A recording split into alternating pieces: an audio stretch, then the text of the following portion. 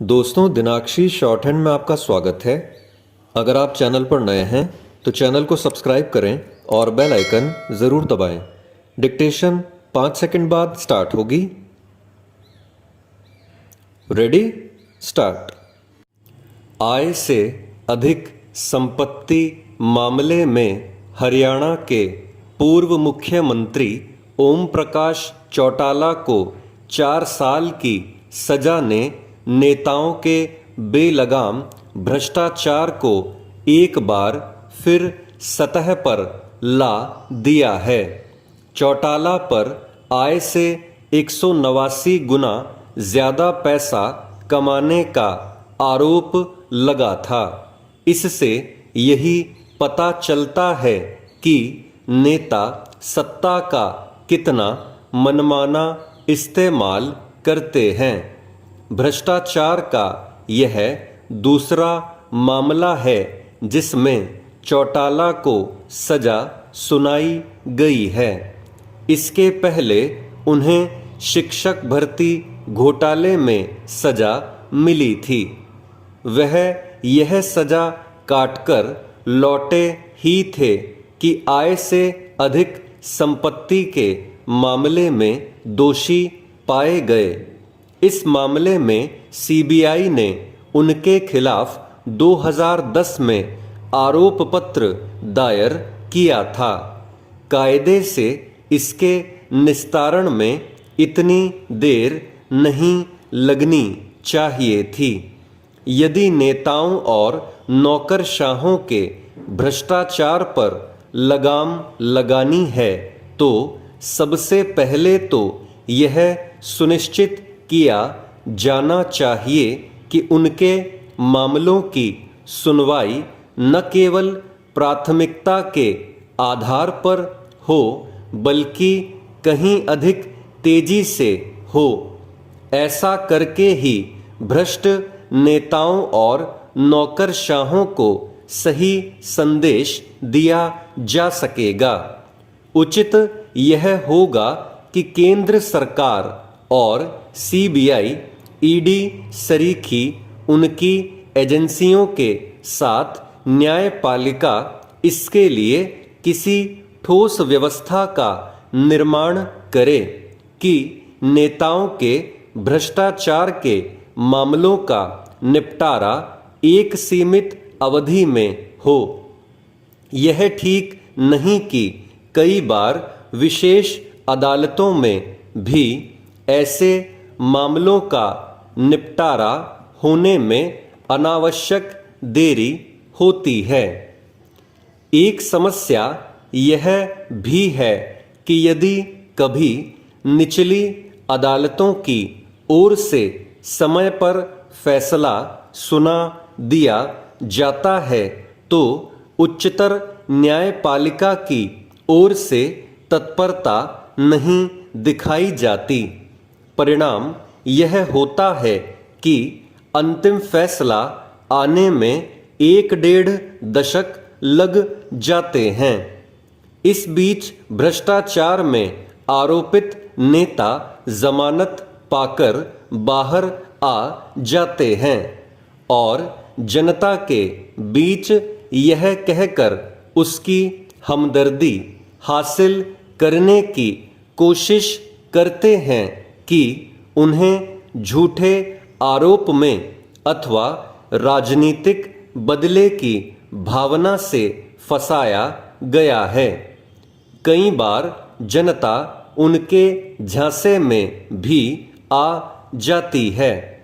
यह ठीक है कि मोदी सरकार के सत्ता में आने के बाद केंद्र सरकार के स्तर पर भ्रष्टाचार एक बड़ी हद तक लगाम लगी है, लेकिन यही बात राज्यों के स्तर पर नहीं कही जा सकती। इसलिए नहीं कही जा सकती क्योंकि आए दिन किसी न किसी नेता के खिलाफ सीबीआई अथवा ईडी की कार्रवाई की खबरें आती ही रहती हैं। कुछ राजनीतिक दल तो अपने मंत्रियों के भ्रष्टाचार को लेकर इतने ढीठ हो गए हैं कि उनकी गिरफ्तारी के बाद भी उनसे त्यागपत्र मांगने की जरूरत नहीं समझते। जब ऐसी स्थिति हो तब नेताओं के कामकाज की गहन निगरानी करने और उनके भ्रष्टाचार के खिलाफ कठोर कदम उठाने की आवश्यकता है। चेंज। उत्तराखंड में पर्यटन को बढ़ावा देने के लिए राज्य सरकार दीर्घकालिक योजनाओं की दिशा में काम करती दिख रही है। निश्चित तौर पर यह अच्छा सोच है, बशर्ते कि ईमानदारी के साथ इन प्रयासों को आगे बढ़ाया जाए। इस आशंका को सिरे से खारिज नहीं किया जा सकता है, क्योंकि पर्यटन को लेकर राज्य सरकारों का अभी तक का दृष्टिकोण रहा, उसमें यह सवाल खड़ा होना स्वाभाविक है। खैर, अब फिर से पर्यटन चर्चा का विषय बन रहा है। राज्य सरकार पर्यटन को लेकर न केवल उत्साहित है, बल्कि इस दिशा में गंभीरता के साथ आगे बढ़ने का इरादा जाहिर कर रही है। कोई शक नहीं कि पर्यटन के लिहाज से उत्तराखंड में संभावनाएं बहुत हैं। तीर्थाटन को देखें तो इसका अपने आप में बड़ा आकर्षण है। साहसिक पर्यटन के लिए देश विदेश के लोग उत्तराखंड आना ज्यादा पसंद करते हैं। यहाँ की सुरम्य वादियाँ पर्यटकों को अपनी ओर आकर्षित करती रही हैं। स्थिति यह कि राज्य में अब पूरे साल पर्यटकों की आवाजाही रहने लगी है। सप्ताहांत पर्यटन की नई अवधारणा तेजी से विकसित हो रही है। अच्छी बात यह कि राज्य सरकार इन स्थितियों को समझ रही है और पर्यटन विकास की योजनाओं का ताना बाना इनके इर्द गिर्द बन रही है। देवभूमि में हेली सेवाओं के विस्तार को इससे जोड़कर देखा जा सकता है। प्रदेश में 31 नए हेलीपैड बनाए जा रहे हैं। 51 हेलीपैड पहले से मौजूद हैं।